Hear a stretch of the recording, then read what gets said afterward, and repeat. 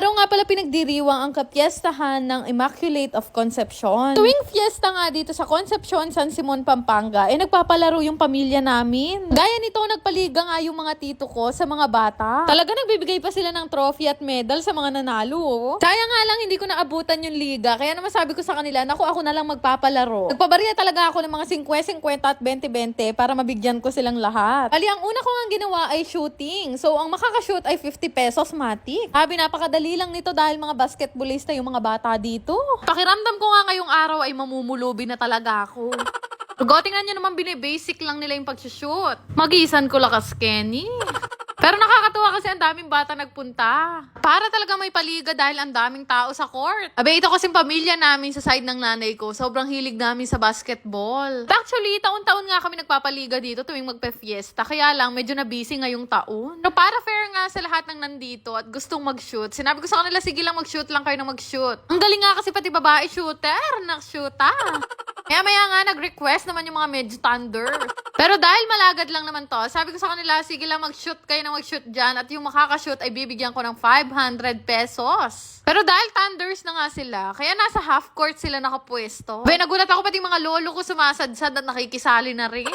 Iisip ko talaga kung paano nila yan masushoot dahil sobrang lao. Para ganahan sila, sinabi ko sa kanila, sige 1,000 na ibibigay ko.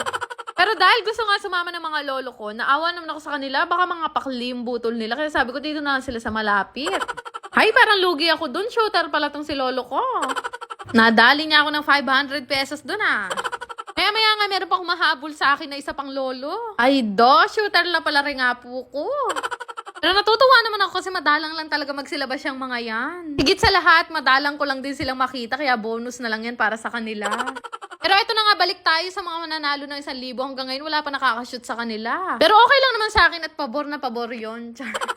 Pero maya-maya nga na yanig ang buong Araneta. Ay, danamit das kulibo.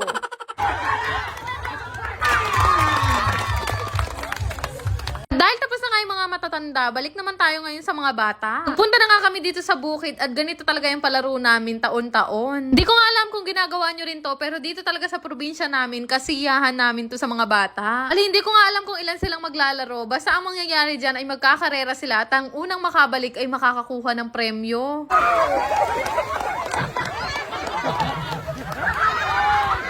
Grabe yung tawa ko sa mga bata na to, Diyos ko po. Pero dahil madami nga sila, nag-decide ako ng 3 na yung kukunin kong mananalo. Tandaan ko nga nung bata ako, isa rin ako sa mga nakikitakbo dyan. Diyos ko, kabarako ko. Pero yun na nga, may mga nanalo natang bibilis nila. Diyos ko, na-miss ko talaga maging bata dahil naaalala ko yung mga memories ko dyan sa bukid na yan. At after nga nun, binigay na namin yung mga premyo nila. Pero dahil kawawa naman yung mga burak na, sinabi ko kay tito ko, gumawa pa siya ng ibang set ng laro. Gumawa nga siya ng 3 team na may 5 members at yung gagawin nila ngayon ay relay. Bali, may bit-bit nga silang mga tsinelas at pagpapasapasahan lang nila yon hanggang sa matapos yung team nila. Grabe, sa gak-gak talaga yung tawa ko sa mga bata na to.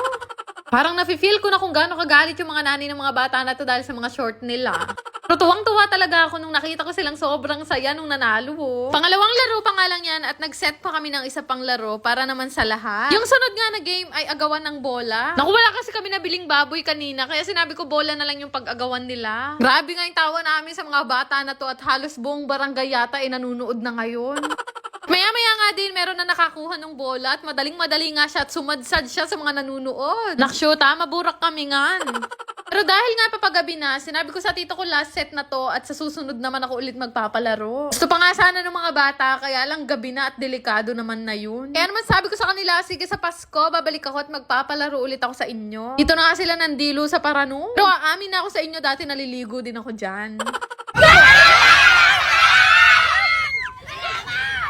Congratulations nga pala sa 2 winners ng 200 pesos GCash kahapon. Pinare lang nila yung vlog ko kahapon at nag-register sila sa Phoenix Game at sinagot yung tanong na nasa comment section. Kaya naman para manalo din kayo, i-share nyo lang tong vlog na to at mag-register din kayo sa Phoenix Game. At huwag na huwag kalimutan sagutin yung tanong na makikita nyo sa comment section. Maglalaro ka lang, kikita ka pa. Kaya naman subukan yung laruin at i-download itong Phoenix Game gamit yung link na makikita nyo sa comment section. Mag-register kayo gamit ang inyong mga mobile mobile number, mag-create ng password, at ilagay yung OTP na marireceive nyo. Once ma-fill upan yung lahat yan, pwede nyo nang i-click yung register. After nga nun, ito na yung makikita nyo, pero bago ang lahat, kakailanganin ko muna mag-cash in. 100 nga yung minimum at 30,000 naman yung maximum. Grabe, napakadali nga lang mag-cash in dito dahil gagamitin nyo lang naman ay GCash. Noon lang kadali mag-cash in at ilang minuto lang, pwede na kayong maglaro. Meron ngang isang laro dito na bagong-bago at ang dali talagang laruin. Sobrang dali lang manalo dito. Ikiklik nyo lang naman yung bet at ikaw ang bahalang mag-decide kung kailan mo siya gustong i-cash out. Rules nga lang dito ay dapat mapindot mo yung cash out habang lumilipad yung racket. Kaya nito, kinash out ko na nga tong sa akin dahil malaki na yung napanalunan ko. Pinyo naman yung binet kong 5,000 kanina, 13,000 na agad. Naloloka nga ako sa ibang mga naglalaro dito. Grabe talaga silang manalo, sobrang lalaki. Kaya naman sinubukan kong ulit laruin at ang galing kasi papindot-pindot lang ako. Nanalo ulit ako ng 7,500. Pero naku, ayoko nang ilaban yan kaya mag-cash out na tayo. Ay naku, naloka ako ng bongga kasi 5,000 ko kanina naging 20,000. Kaya naman subukan nyo nang i-download at laruin itong Phoenix game.